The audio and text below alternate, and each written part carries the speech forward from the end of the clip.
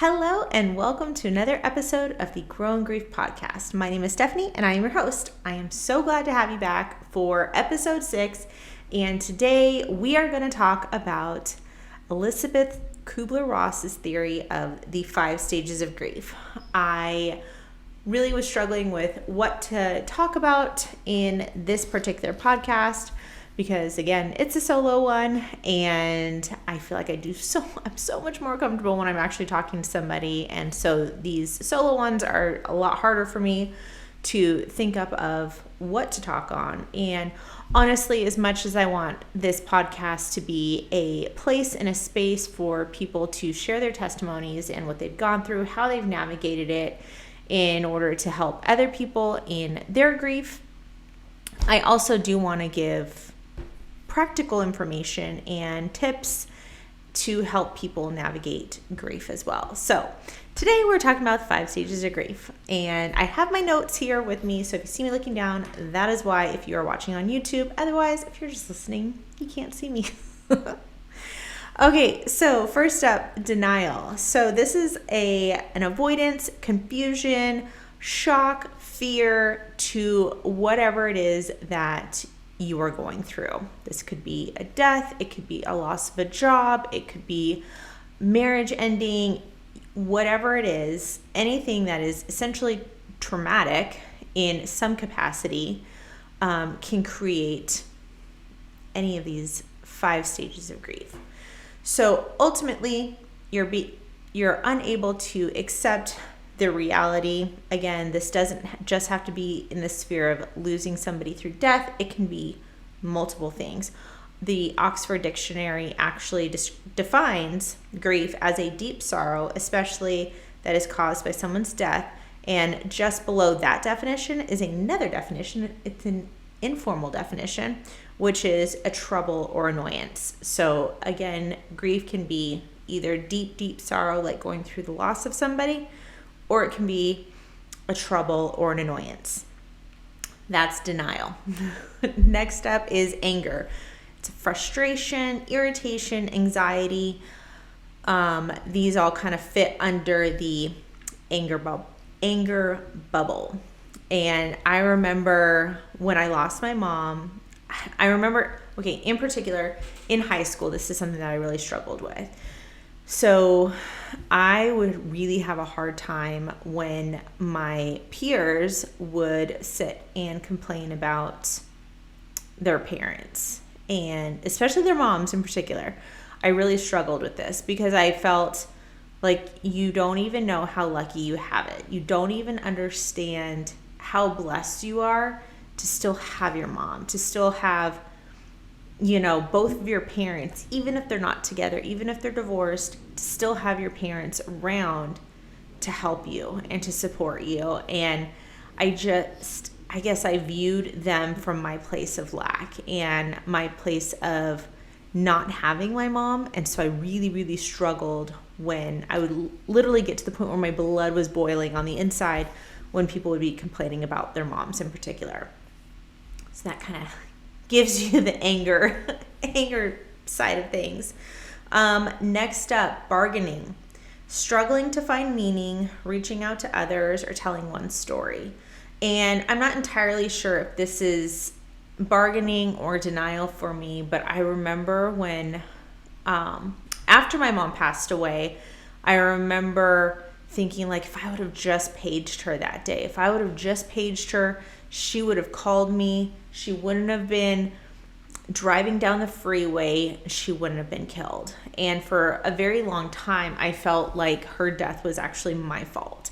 And I struggled to accept that it wasn't my fault. It was hard because that day in particular, I don't know if she sensed that she was going to die.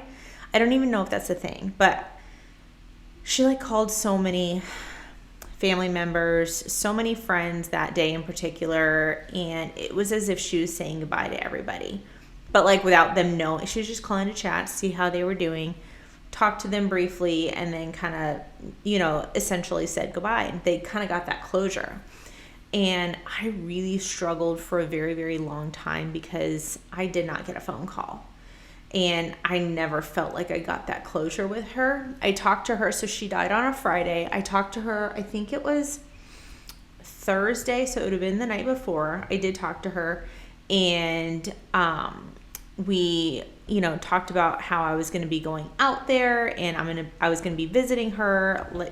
And at the time I was going to year-round school, and so I was off track. So I was going to be going out and visiting her for a week.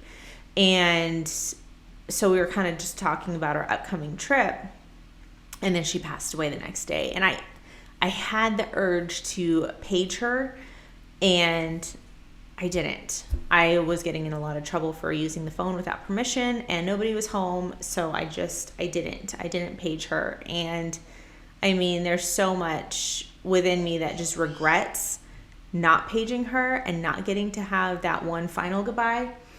But one of my really, really dear friends just recently, her and I were talking about this, and she recently told me, she was like, you were probably the goodbye that was just too hard for her to say.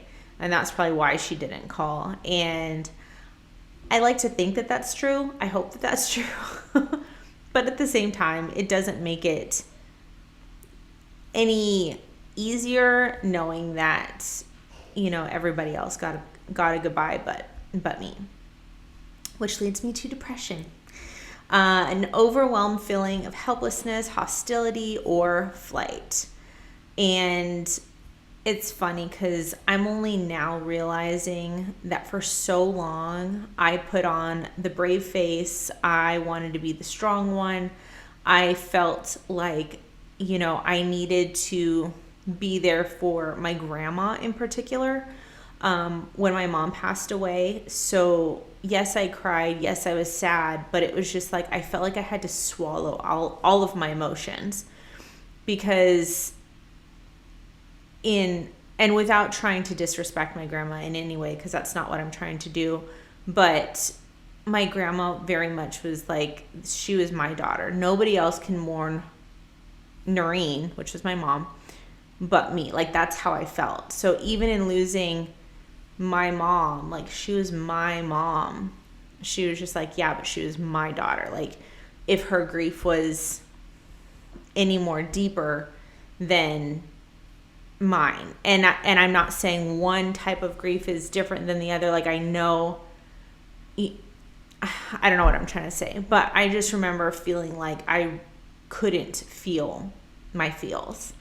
I couldn't feel sad. I couldn't feel hurt. I couldn't feel upset without upsetting my grandma. And so during that time, I really stuffed all of my feelings and all of my emotions down. And I was very, I would really only cry a couple times a year because it was, once your brain is kind of trained in a certain way, it makes it hard to go outside of that training, if you will. I'm trying to remember what book it was, but there was a book that I read. I want to say it was Atomic Habits, or no, maybe not. Anyway, I don't remember what book it was. Something about mindset, though. I do know that. I think I will have to come back on another podcast and I will tell you what book it was because I'm going to have to look it up.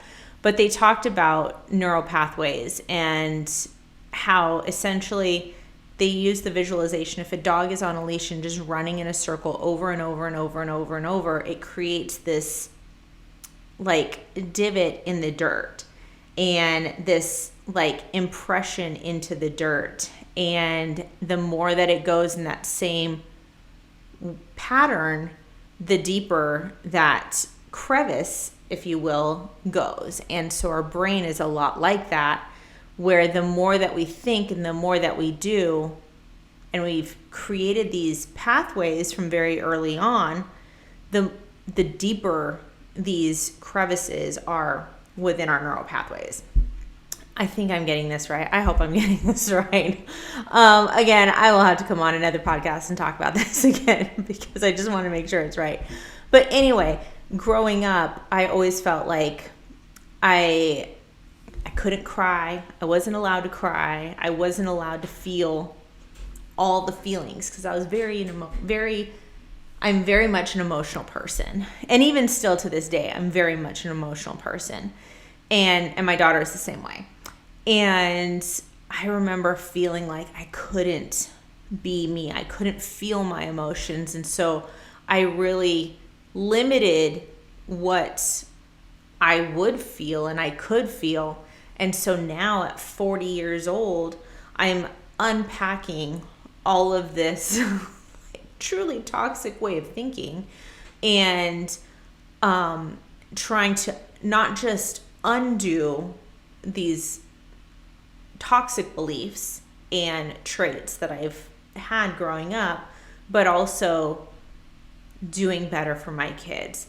And this is a completely side note, not anything to do with depression. But this morning I actually had a revelation that, like, for my mom, if you're like me, where you grew up in a home that was where like a parent struggled to show their emotions, or maybe it was a difficult home to grow up in, I really believe that it's likely that your parent was parenting from their insecurities rather than to make you secure. So I know that with my mom and her mom, they had a difficult relationship.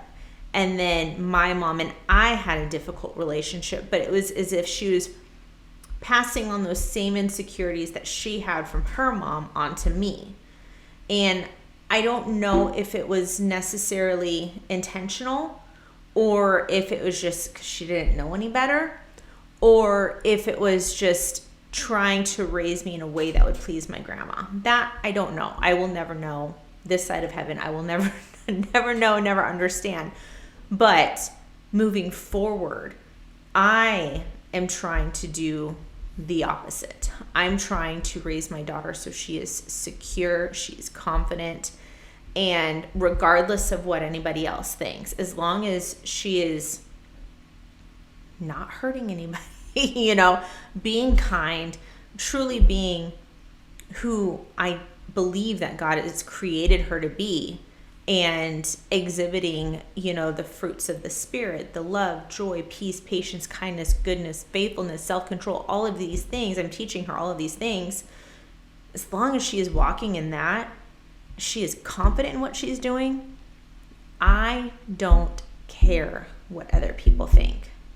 I don't care if she's the quiet one in the corner that doesn't say or doesn't do anything ever and is always so well behaved. I more care about who she is growing to be and being confident and not insecure. Because I can tell you, I was that quiet little girl in the back that didn't say anything and didn't do anything. And 9 times out of 10, it was because I was very insecure in that place or that thing that I was doing. And so for me, I am not just trying to undo my way of thinking, but now flip it and raise my kids to be better, especially my daughter, because I don't want her to have the same insecurities that I did growing up. Mind you, she's sliding some drawings under my desk, under my door. Last step, so that was, I know, kind of not really about depression, but you may meet my daughter right now. The next one is acceptance. That is the final 5th stage of grief, and that is exploring new options, coming up with a new plan, a new strategy, or moving on. And I will say that for me, again, I'm only speaking from my own personal experience. Grief has not been linear. If anything, let me draw it out for you. This is what grief has looked like. It has been a jumbled mess. This is what my grief has looked like. Because there's my daughter.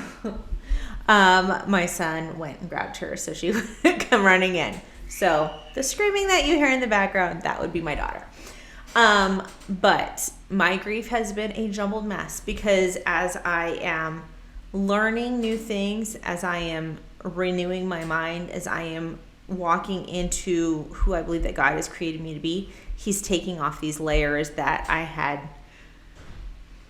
put on or unknowingly put on. And little by little, he's healing. And then it's coming back to the, issues with my mom and losing my mom and navigating that. So I can say for me, the journey of grief has not been linear. And more often than not, it won't be for anybody else. I would be shocked if I came across somebody that they were like, yes, I went in sequential form. And once I got to acceptance, I was done. Like, I would love to hear from you if you are somebody that has navigated grief in that capacity. I would love to hear from you. But I think for most people, it's not. It is like the ocean. It just comes in waves. And just when you think you've navigated it, you've made it through, you're good, then another wave comes. And then you've got to deal with it again and again and again. But one thing that I can say is with each wave, it's not as intense. It's not as difficult to navigate, but I still have to navigate it. And so I think that's where we're going to kind of end for this particular episode, because I don't like to make these solo ones in particular super long. I try to do them between 15 and 20 minutes. But yeah, one thing that I have found, for me anyway, is that grief is not linear. It is a giant mess. And it's like the ocean. It comes in waves.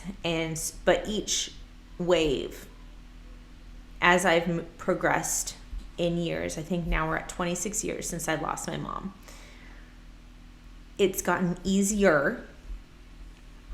But with each layer of healing, for me, it's like I have to process my mom's death all over again. And it's hard. It's really hard. But I know that for each season of navigating it, I am becoming stronger, and I am learning more and more about who I'm meant to be and who I was created to be, and ultimately how I can help bring healing to other people as well. And so that's, again, kind of why I started this whole podcast, is because I do genuinely want to help people. I feel like there's so much grief in this world, and honestly, I feel like we're all just walking around with massive amounts of hurt, and so many people don't know how to navigate that hurt. And so a lot of times that hurt is projected onto other people. And I think that if we could just get to the root of that pain and that hurt and address it, I feel like we would have so many more happy people walking around on this earth that want to help other people. So again, that is the end of this episode. I did want to leave, for anybody that wanted it, as I was doing some research for this particular podcast, I came across Psalm 34:18. The Lord is near the brokenhearted and saves the crushed in spirit. And that's one thing that I can say without a shadow of a doubt. Had it not been for my faith, I don't know how I would have navigated half the things that I have, to be completely honest with you. And that for me, that has made a huge, huge difference, is just my faith in God. Because I can't imagine trying to navigate this stuff on my own. And I genuinely believe that He is why I started this podcast. And so I really do hope that it brings some kind of hope and healing to you. Have a wonderful day. Remember, goodbyes are not guaranteed. I hope that this podcast watered your life so you can grow in grief today. If you have something that you would like to bring to my attention for us to talk about on this podcast, please email me at growingrief@gmail.com. Thank you.